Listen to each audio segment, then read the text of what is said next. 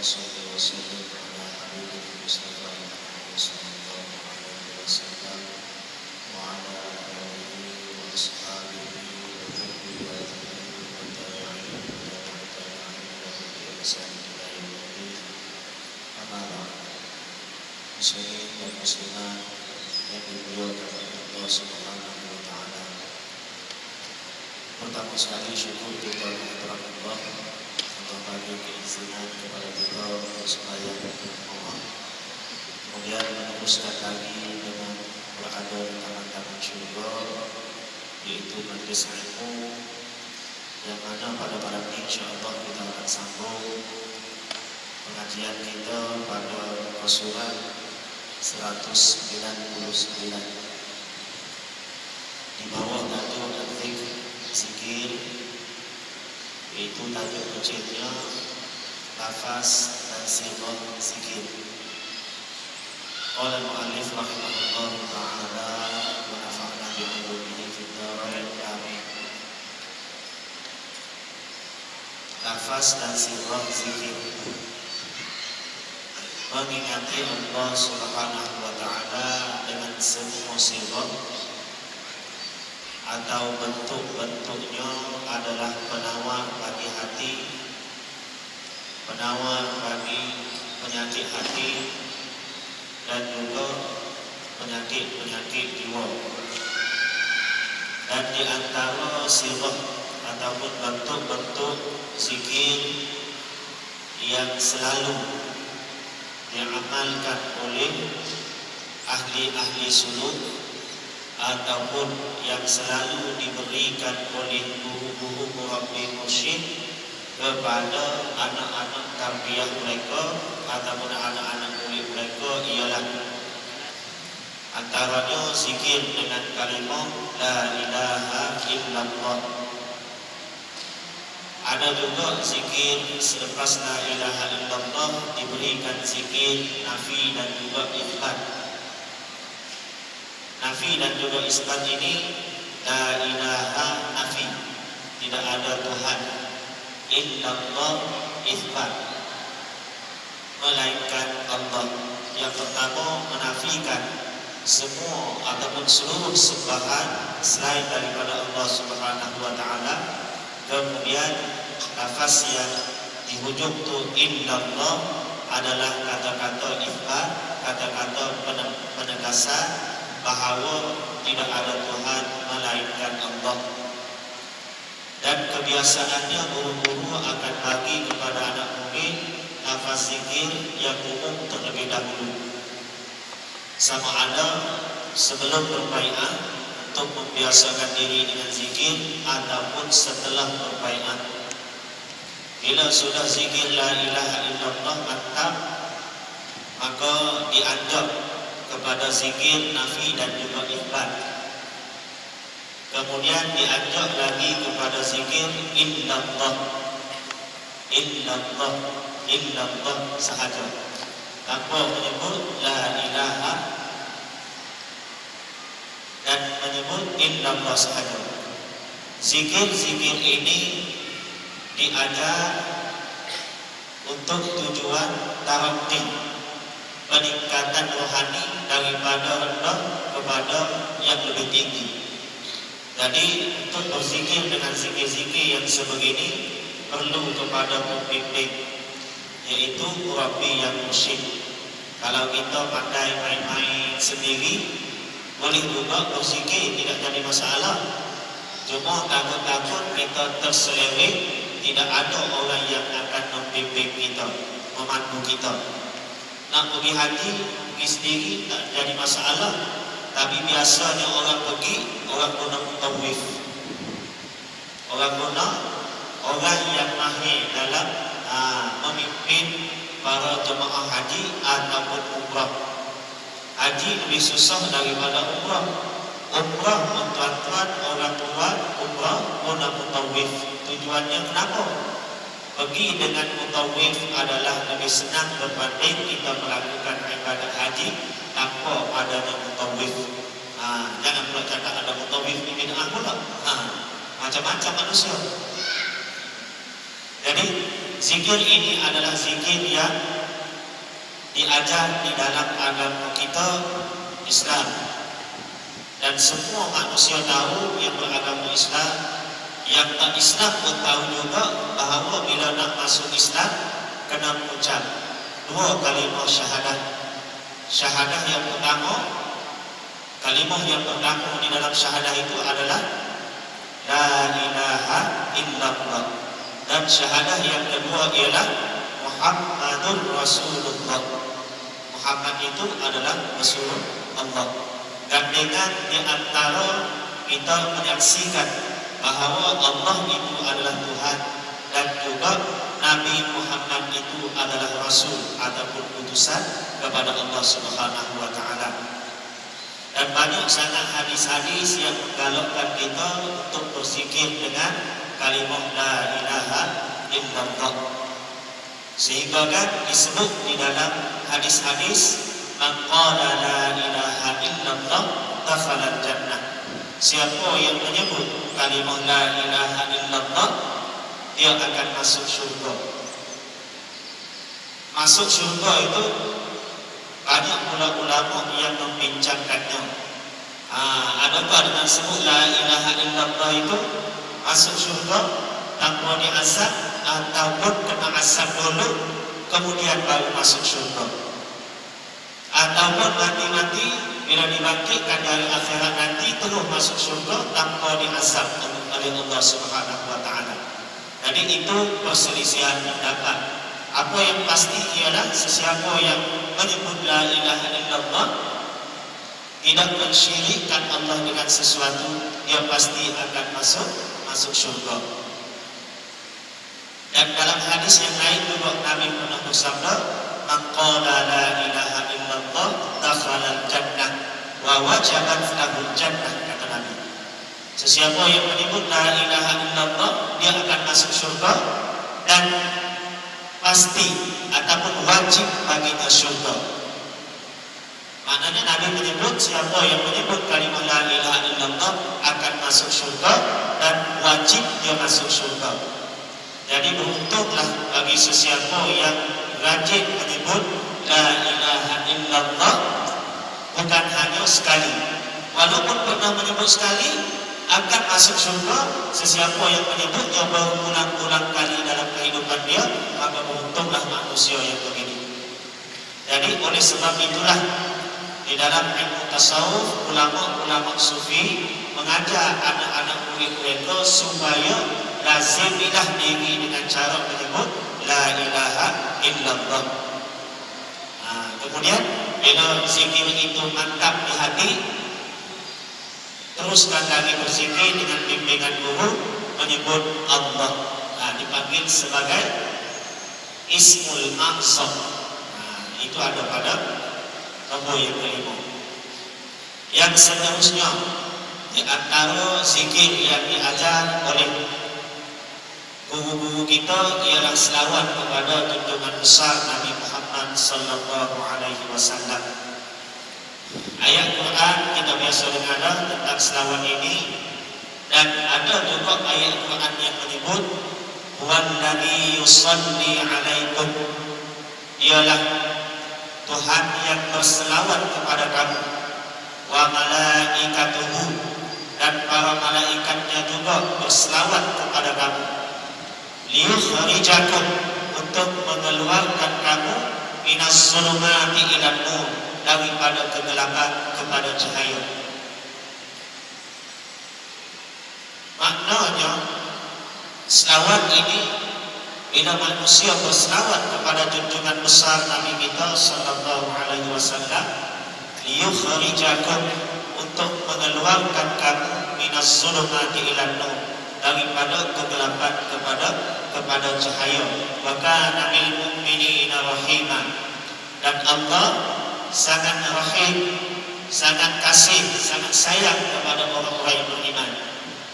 Jadi orang yang berselawat ini, kelebihannya antaranya ialah Allah akan mengeluarkan mereka daripada kegelapan, sama ada kegelapan jahiliyah kepada cahaya Islam, sama ada kegelapan adalah kekufuran kepada cahaya Islam, ataupun daripada kegelapan nafsu kepada cahaya kebaikan dan lain-lain, maka Allah akan mengeluarkan orang yang banyak berselawat kepada Nabi sallallahu alaihi wasallam daripada kegelapan kepada cahaya. Dan Allah sangat kasih kepada orang-orang yang beriman, khususnya orang yang beriman kemudian banyak berselawat kepada Rasulullah sallallahu alaihi wasallam. Sehingga kan ulama-ulama tidak ada khilaf, bahkan ijma' ulama mengatakan bahawa wajib berselawat kepada junjungan besar Nabi kita sallallahu alaihi wasallam. Kerana dalam ayat Al-Quran perintah Allah, innallaha wa malaikatahu yusalluna 'alan nabi. Sesungguhnya Allah dan para malaikatnya berselawat kepada Nabi. Ya ayyuhalladzina amanu, wahai orang-orang yang beriman, sallu alaihi, berselawatlah kamu kepada baginda, kepadanya. Sallu di sini adalah kata-kata berbentuk fi'il amar, kata perintah. Bila kata perintah ini menunjukkan kepada kita bahawa Allah memerintahkan kita agar berselawat kepada baginda Nabi sallallahu alaihi wasallam. Bila Allah perintah, maka di sini ulama sepakat kata-kata perintah di sini bukan sunat tapi wajib. Dalam Al-Quran bila Allah Subhanahu wa taala gunakan kata perintah, ataupun di dalam hadis bila Nabi menggunakan kata perintah, maka kemungkinan ia membawa kepada maksud sunat dan juga wajib. Tapi di sini ulama tidak berselisih pendapat. Semuanya kata wajib, cumanya bila wajib, itu ada ulama berselisih pendapat. Berapa kali wajib? Itu ada ulama berselisih pendapat. Bagi Imam Hanafi, dia kata sekali saja berselawat dalam hidup dia, maka lepaslah yang wajib tadi. Tetapi bagi kita mazhab Imam Asy-Syafi'i lain lagi. Jadi banyak perselisihan ulama, tetapi sekiranya kita di dalam sembahyang kita tak baca selawat kepada Nabi sallallahu alaihi wasallam, maka sembahyang kita dikira sebagai tidak sah. Nak bagi tahu tuan-tuan besarnya ganjaran selawat. Inilah sebabnya ramai di kalangan murabbi yang mursyid ikat anak murid dengan zikir. Di antara zikirnya ialah salah satunya selawat. Selawatlah banyak-banyak, sehingga kan ulama-ulama bagi tahu kepada orang awam yang merasakan bahawa mereka cari guru mursyid tak jumpa. Bila cari tak jumpa, tak apalah kata ulama-ulama murabbi. Kalau kamu cari tak jumpa, rasa-rasa macam tak ada sudah ulama murabbi, walaupun ada. Tapi kalau kamu rasa tak ada, maka banyak-banyaklah berselawat pada akhir zaman ini. Semoga selawat tadi memandu kamu ke arah kebenaran. Selawat tadi akan memandu kamu untuk bertemu dengan murabbi yang mursyid. Ini pentingnya selawat. Zaman fitnah, banyak-banyak selawat. Kita sekarang ini zaman fitnah, nak banyak-banyak selawat pun orang cakap selawat itu bid'ah pula. Sudahlah kita berada di zaman fitnah, ulama suruh banyak-banyak selawat, kita banyak-banyak selawat, orang cakap bid'ah pula.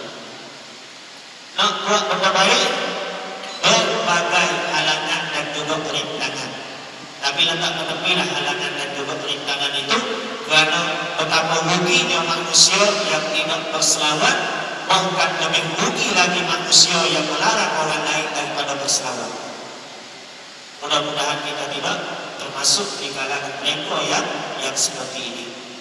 Sebab selawat ini banyak sangat kelebihan dia. Sehingga kan ulama-ulama karang buku pun satu buku bukan kecil, dan betapa ramai ulama yang menceritakan tentang kelebihan berselawat kepada junjungan besar Nabi kita sallallahu alaihi wasallam. Sehingga kan ulama kata Bila nama Nabi disebut, mesti juga selawat. Wajib juga selawat. Ada ulama yang sebut sampai begitu. Dan dalam hadis Nabi sallallahu alaihi wasallam, Nabi gelar sebagai seorang yang al-bakhil, manusia yang kikir, kedekut. Bila nama Nabi disebut, dia tidak berselawat. Orang macam ni sudahlah harta dia kedekut. Mulut pun juga kedekut. Nak selawat pun malas. Lihatlah di antara kita dengan kawan-kawan kita, siapa yang lebih banyak berselawat kepada Nabi sallallahu alaihi wasallam.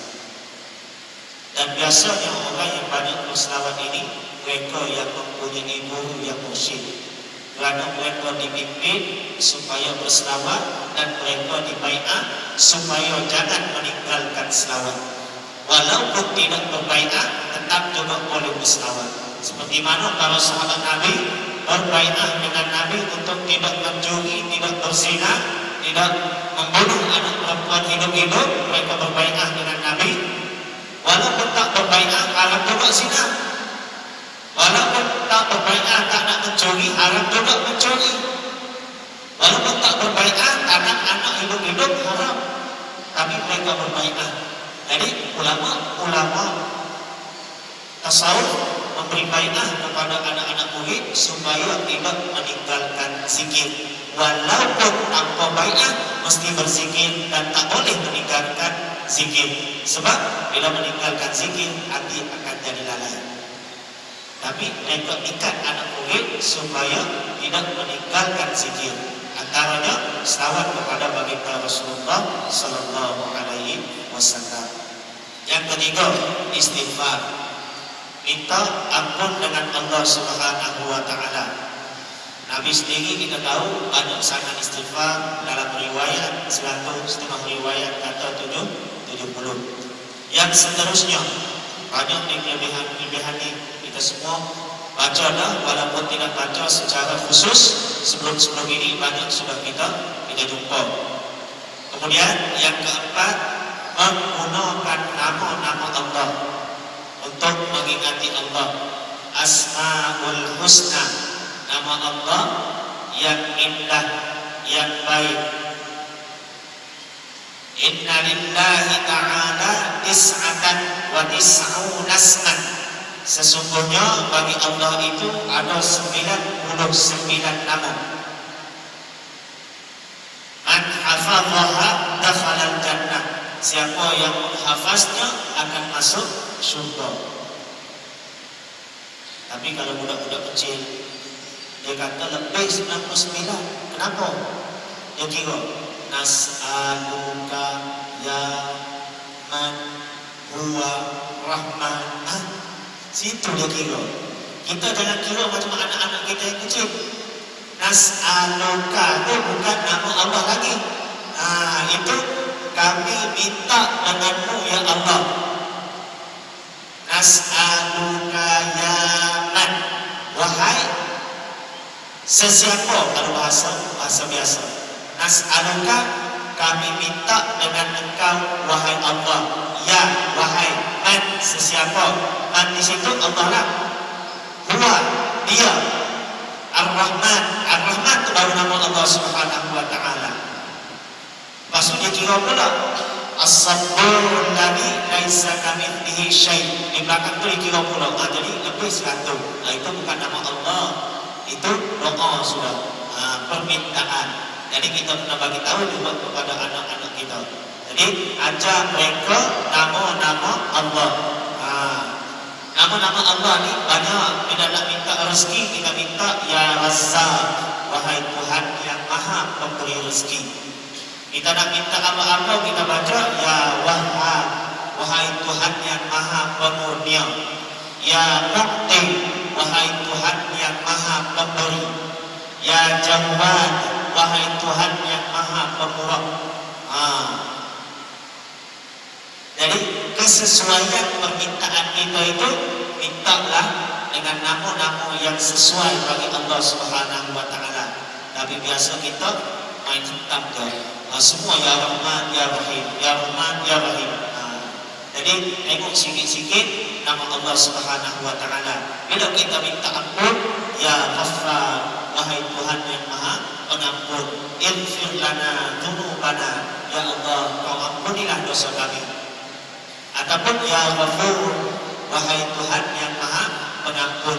Ghaffar boleh, Ghafur boleh. Jadi tengoklah sikit maksud dia. Kalau tak tahu, tengoklah buku-buku, beli buku di Kalika di kedai mana-mana. Tengok Rahman apa maksud dia, Karim apa maksud dia, Muhaimin apa maksud dia. Jadi di antara nama-nama ini ada nama-nama yang diamalkan oleh ulama-ulama dulu, wali-wali yang dahulu, ahli-ahli ibadat yang terdahulu. Kemudian mereka dapat hasil daripada amalan mereka terhadap Asma'ullah Al-Husna, nama-nama Allah yang indah ini. Mereka amal dan mereka rasa ujarannya, kemudian mereka ajarkan kepada generasi yang selepasnya. Dan nama-nama ini diamalkan oleh alim ulama berdasarkan kemujarabannya. Jadi pernah dah tes ini mujarab untuk penyakit apa, maka nama inilah yang digunakan untuk merawat penyakit apa-apa tadi, yang sekian-sekian tadi. Jadi yang sudah mujarab, yang sudah terbukti keberkesanannya inilah yang digunakan oleh alim ulama untuk mendidik anak-anak murid agar beramal dengan nama-nama ataupun Asma'ullah Al-Husna, dengan nama-nama ini. Walhal nama mana-mana pun kalau kita nak amalkan, tak apa, boleh. Tapi di antara banyak-banyak nama, maka ulama-ulama mengkhususkan dengan nama-nama tertentu berdasarkan kepada hadis-hadis, berdasarkan kepada athar-athar, dan berdasarkan kepada kemujaraban nama-nama Allah tadi. Contohnya yang biasa, yang banyak diamalkan oleh alim ulama ialah Ya Latif, supaya Allah ringankan ujian kepada diri kita, ringankan penderitaan kepada diri kita, ataupun bagi kelembutan kepada hati kita, maka ulama-ulama ajar kepada kita beramal dengan Ya Latif, Ya Latif, Ya Latif. Semua banyak-banyak. Jadi semua ini berdasar kepada pengamatan alim ulama dan juga berdasar kepada amalan mereka. Jadi mereka berturunkan kepada kita. Jadi yang kelima, isim mufrad ataupun disebut sebagai ismul mufrad. Isim nama mufrad yang tunggal, yang satu, yang esa pun boleh juga. Jadi apa yang disebut sebagai ismul mufrad? Isim mufrad ini adalah nama tunggal. Apa nama tunggal? Allah. Allah itu dikategorikan sebagai ismul mufrad, isim yang tunggal yang tidak ada muthanna-nya, tidak ada kata dua, tak ada juga kata jamak, tak ada kata banyak. Allah, bila disebut Allah, Allah itu menunjukkan esa semua. Sebab itu baru-baru ni bisik orang bukan Islam mengguna Allah. Jadi bila Allah menunjukkan esa, ada perlu ada kontranya. Tapi kalau kita nak bagi dia guna Allah, gunalah guna Allah pun, tapi dengan syarat menunjukkan Tuhan itu esa. Terbatal sudah Trinity. Jadi semua yang Kristian tu masuk Islam sudah. Sebab apa? Tuhan mereka esa. Tinggal lagi mereka mengiktiraf Nabi Muhammad sebagai Nabi akhir zaman. Nak guna Allah boleh? Boleh. Syarat Allah ini menunjukkan esa. Sebab tidak ada lafaz Nabi Allah menunjukkan dua ataupun jamak dalam bahasa Arab. Bahasa Arab bila satu ada singular dia, bila dua ada muthanna dia, bila tiga ataupun ke atas ada jamak dia, plural dia. Tapi kalau lafaz Allah isim tak ada. isim. Kalau nama lain Muhammad ada, Muhammadan, dua Muhammad.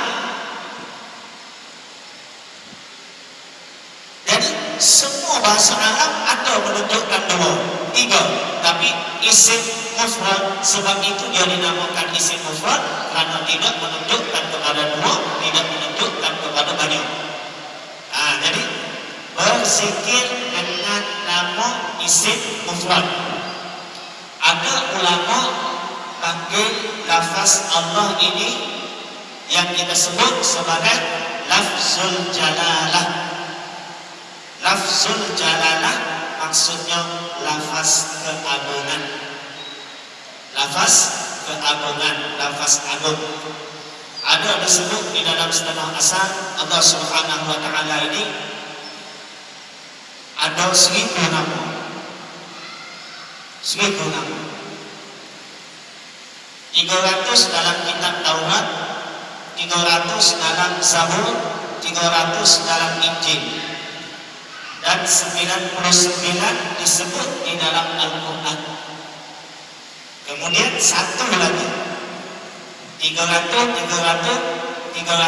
900. Kemudian tinggal 100. 100 ini disebut di dalam Al-Quran 99. Kemudian satu lagi di mana nak cukup 1000. Setengah ulama kata yang satu itu adalah Allah, isim mufrad. Apa? Allah. Dan Imam Ibnu Hajar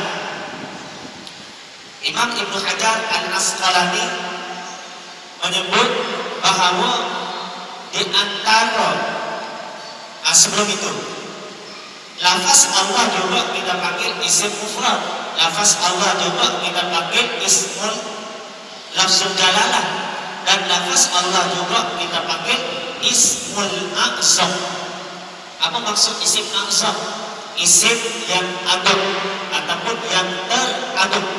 Di antara banyak-banyak nama Allah Subhanahu wa taala, inilah yang paling agung.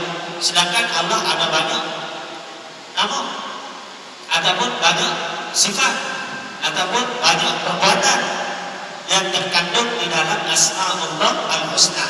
Jadi yang Asma'ullah Al-Husna itu adalah 99, satunya lagi tak cukup 1000 di mana? Lafzul jalalah ataupun ismul mufrad ataupun ismul a'zam. Ismul a'zam ini adalah nama yang teragung. Tetapi untuk menentukan nama yang teragung ini, ulama berselisih pendapat. Adakah Allah ini ismul a'zam ataupun yang lain?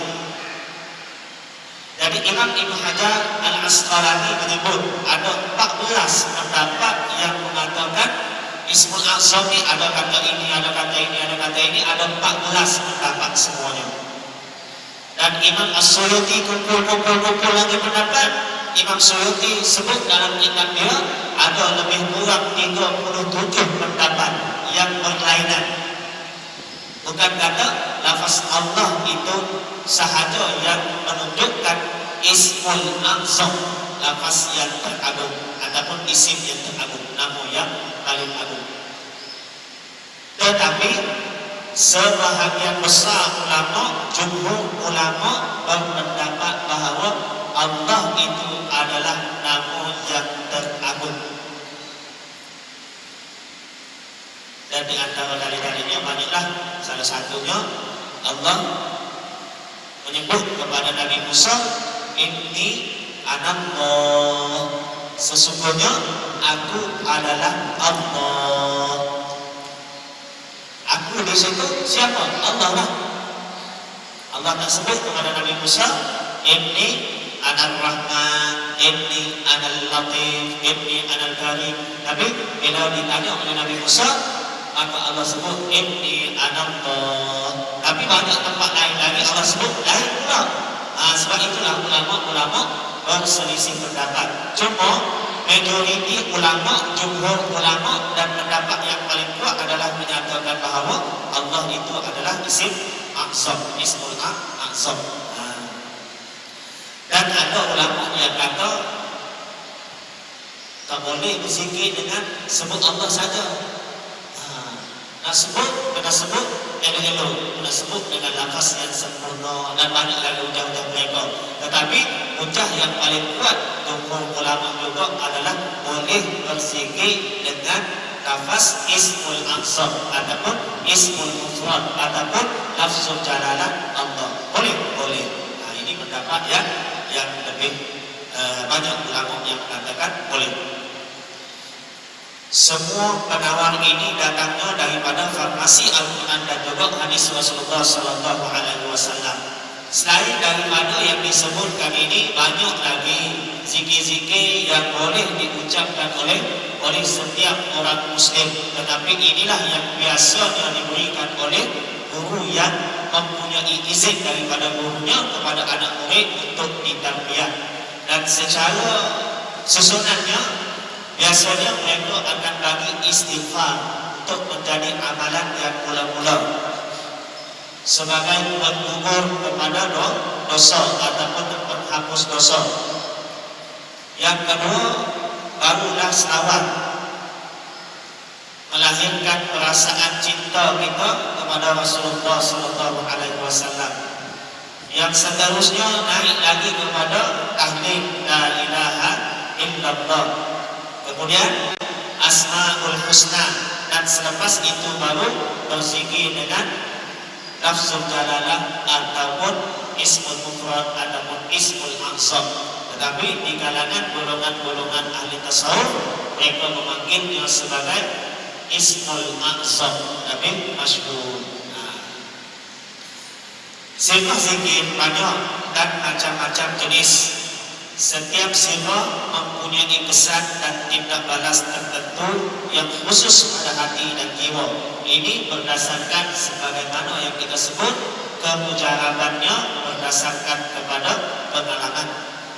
Para musyrik di kalangan tokoh sufi adalah doktor penyakit hati dan jiwa serta pewaris Rasul yang agung lagi mulia Sayyidina Rasulullah Sallallahu Alaihi Wasallam dalam dakwah, pembawaan dan pentarbiyahan.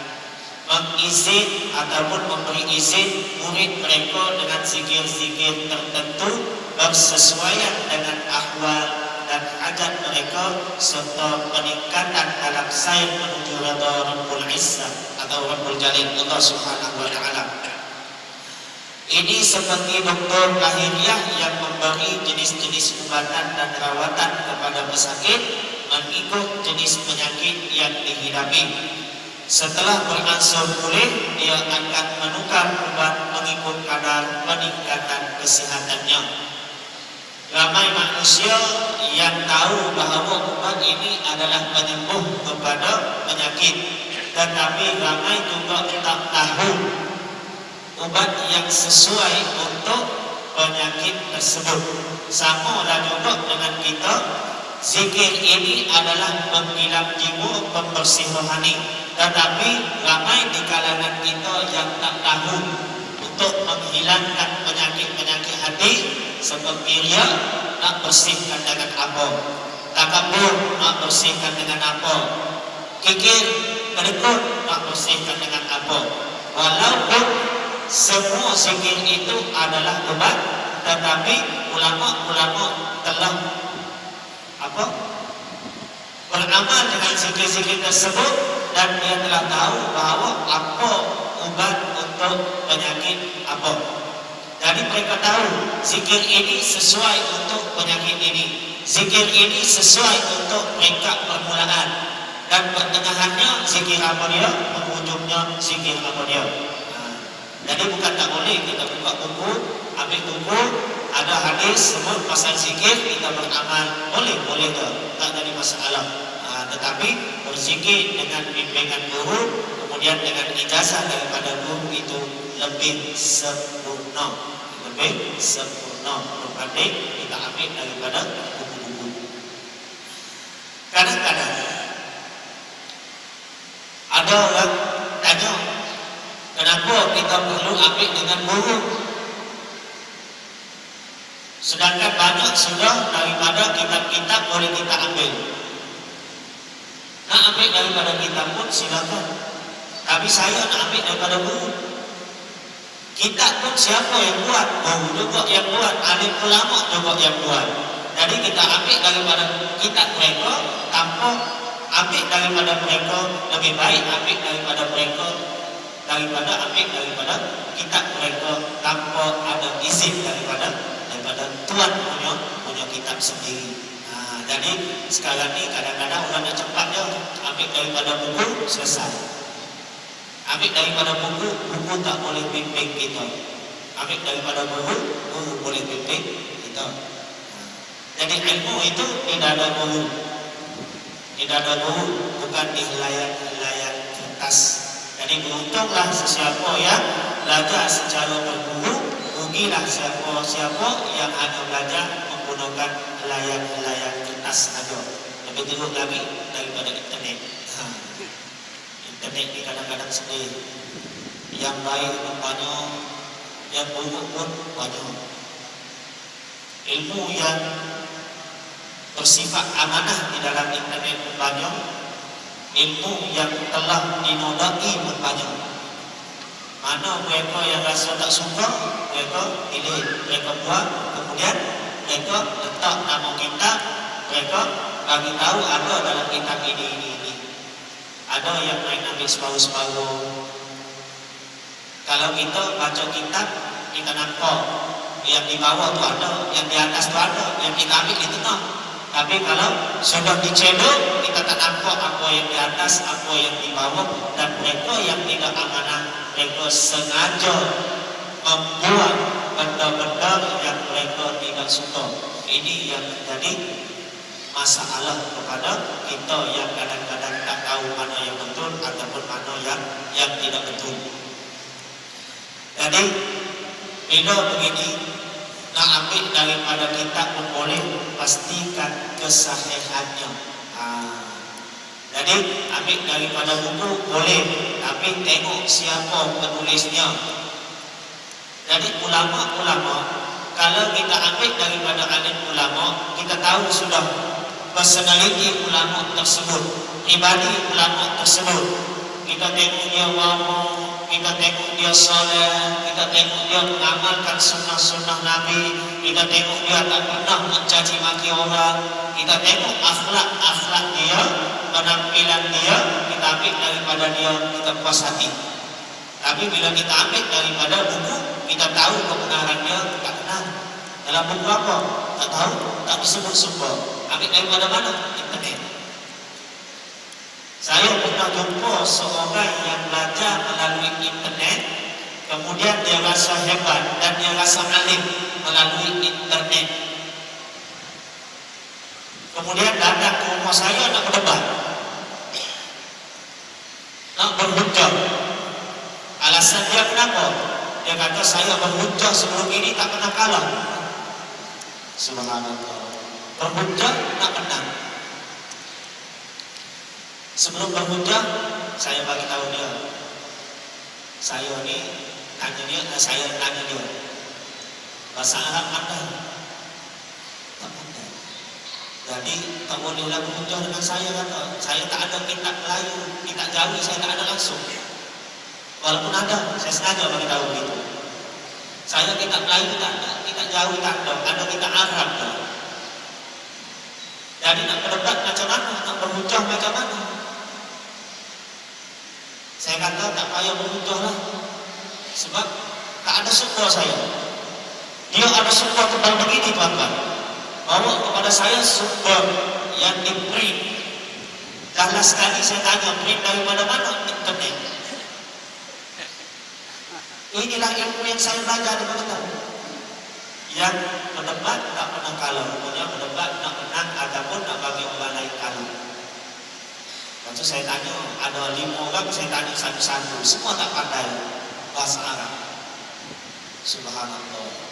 Orang yang macam ni yang suka berdebat, minta jauh daripada kita semua. Lepas tu saya tanya Jawi pula, Jawi abang pandai? Boleh sikit-sikit. Abang? Boleh sikit-sikit. Abang? Tak pandai. Abang? Baca boleh? Tak boleh? Tak boleh. Saya sengaja tanya. Jawi pun tak boleh, Arab lagi lah tak boleh. Saya kata kalau nak berbincang juga, saya tunjuk kitab Arab, abang tak tahu. Tadi suka hati saya lah tunjuk tempat mana-mana. Dia cakap apa-apa pun saya terjemah salah pun saya terjemah sembarang saja menyokong kerja saya. Jadi abang bukan tahu juga. Apa saya percaya? Percaya pun abang percaya kalau saya menipu. Percaya itu di sebelah abang, yang menipu di sebelah saya. Kalau saya sanggup menipu, apa masalah? Saya bagi tahu begitu. Rupanya tuan-tuan dia belajar dengan internet. Alasan dia nak berdebat dengan siapa-siapa dia tidak takut. Kenapa? Sebab dia orang yang bertanya, yang menjawab ini masalah dia. Nak tanya boleh tanya aja. Apa-apa yang dia nak tanya dia tanya. Yang menjawab ini bermasalah, nak jawab. Punyalah hebat, punyalah ego. Dan orang yang suka berdebat ini sebenarnya kadang-kadang sedih juga kita pun bukan nak berdebat, kita bukan nak.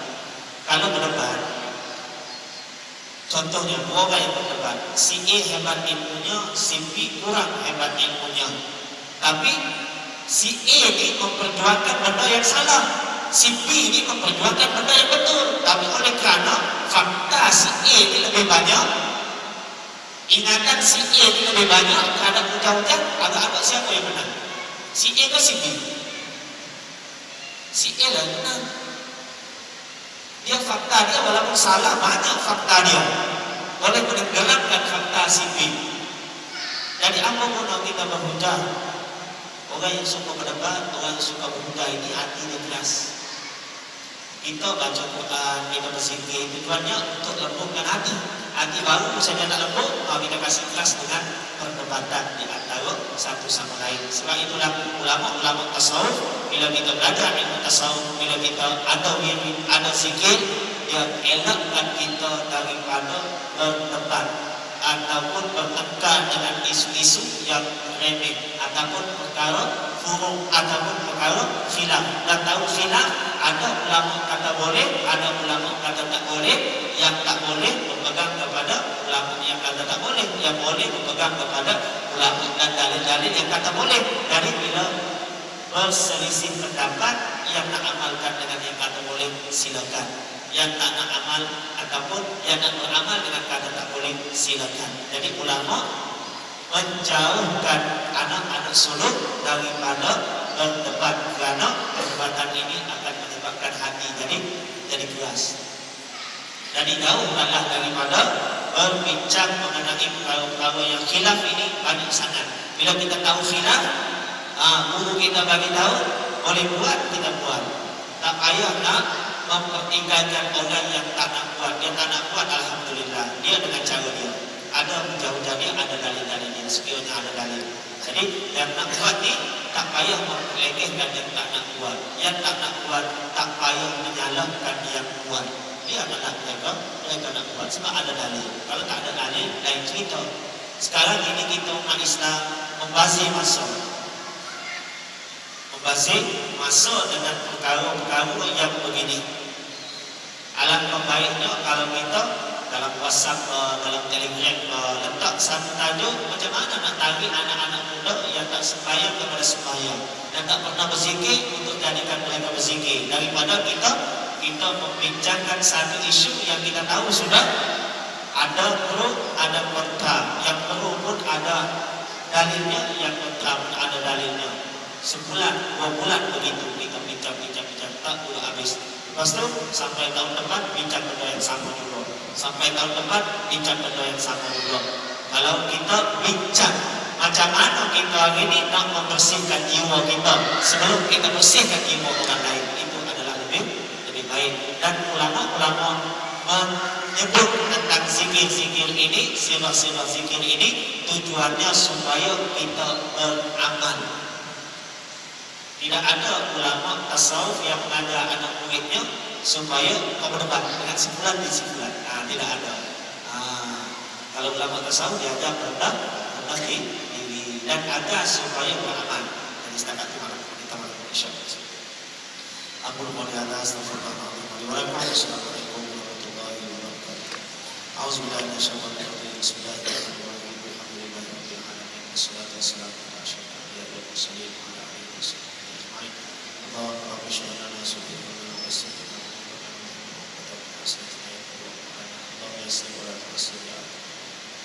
ta'awun fiha subhanallah wa bihamdihi, assalamu alaikum warahmatullahi wabarakatuh.